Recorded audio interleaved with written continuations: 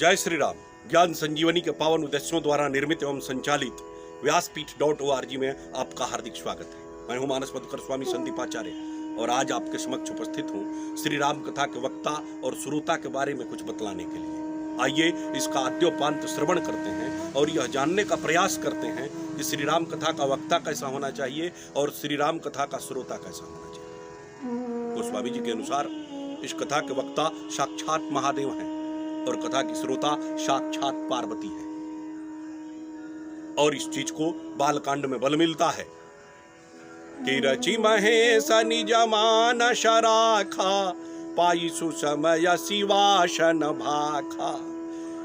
इसके बाद जब बालकांड के वंदना प्रकरण में भगवान देवाधिदेव महादेव और भगवती पार्वती की वंदना करते हैं गोस्वामी तुलसीदास जी महाराज, तो कहते हैं कि भवानी शंकर वंदे श्रद्धा विश्वास रूपिणौ याभ्याम विना न पश्यन्ति सिद्धाश्वान्तस्थमीश्वरम।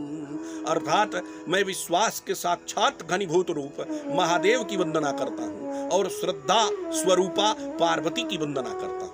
अर्थात महादेव को परिभाषित करते हुए गोस्वामी जी ने कहा कि यह विश्वास के साक्षात घनीभूत रूप है और पार्वती को परिभाषित करते हुए कहा कि यह श्रद्धा स्वरूपा है, साक्षात श्रद्धा की प्रतीक है।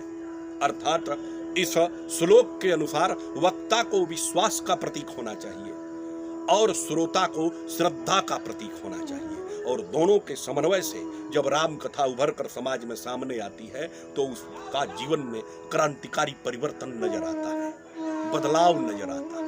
इसलिए जब कागभुसुंडी भी गरुड़ को कथा सुना रहे थे तो यह चीज सामने आई थी और कहा था कागभुसुंडी ने गरुड़ जी को कि कहाँ वैना का छोकरी जो गोती विसेखी यह सब माया निज नयन नहीं देखी। कहा कि गरुड़ जी, मैंने राम कथा कहने में किसी युक्ति विशेष का प्रयोग नहीं किया है, बल्कि मैंने विश्वास पूर्वक ये कथा कही है और मैंने जो अनुभव प्राप्त किया है उस अनुभव के बल पर यह कथा कहा। बड़े बड़े आप पुरुषों ने, यहाँ तक कि निरीश्वरवादी जो निराकार ब्रह्म की उपासना करते हैं, कबीर भी इस बात का समर्थन करते हैं कि तू कहता कागज की लेखी, मैं कहता आंखों की देखी। अर्थात यह रामचरितमानस में यह चीज स्पष्ट हो जाती है कि कथा के वक्ता महादेव विश्वास के रूप और श्रोता पार्वती श्रद्धा स्वरूपा। तो कालांतर में चलकर जहां जहां राम कथा हो, इस कथा को कोई वक्ता कहे तो महादेव की तरह विश्वास धारण करके कहे और कोई श्रोता इस कथा को सुने तो पार्वती की तरह श्रद्धा धारण करके इस कथा को सुने। तो इसके समन्वय से जीवन में चमत्कारी और विलक्षण प्रभाव नजर आएंगे। लेकिन कथा में यह संतुलन बनना चाहिए वक्ता और श्रोता के बीच। ऐसा संतुलन ही जीवन में चमत्कारी परिवर्तन लाता है।